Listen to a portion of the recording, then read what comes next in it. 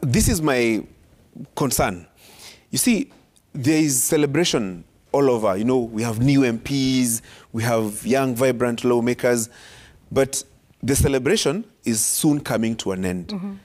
Yes, we have done stories about the young MPs, the young people who have come, the new faces, but remember, how Parliament operates is not a sequential house where, okay, Yvonne, Hef, LK, Shuri, there is a certain ranking. For example, Parliament sits only 3 times a week. Tuesday afternoon, Wednesday morning and afternoon, and Thursday afternoon. Yeah. So how many people can be able to speak on the floor of the House per week? Do they still catch the speaker's eye? No, nowadays it's electronic.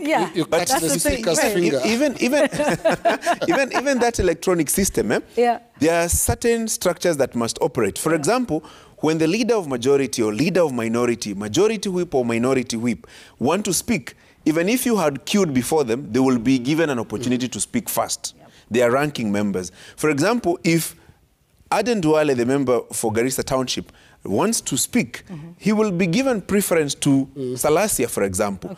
And so quite a number of these young MPs will find it difficult to catch the speaker's attention because the ranking members will want to contribute in a certain way.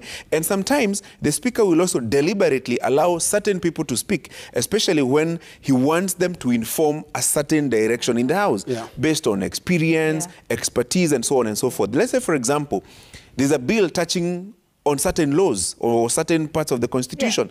If, for example, Tiende Amolo or Samuel Chepkonga wants to speak, he will be given preference to another member of Parliament. And so there is a certain reality that will dawn that things don't work in a sequential manner. You will still have to, you know, live within the boundaries of certain ranks in the House. It's more like a high school. I mean, Form 1 na Form 4 kuna tofauti kidogo. And so a good number of the MPs, especially the young ones, will have to find their footing very quickly. Find their footing on how to operate within a new environment.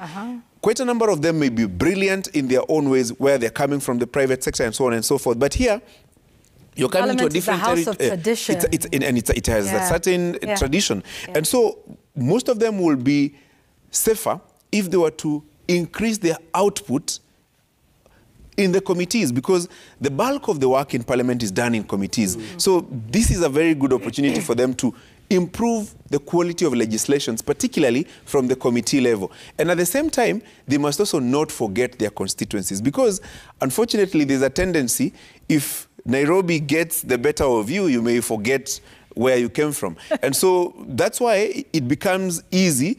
Every so often when an election is conducted, you see the turnover is quite high because there were certain expectations, roads, water, and so on and so forth.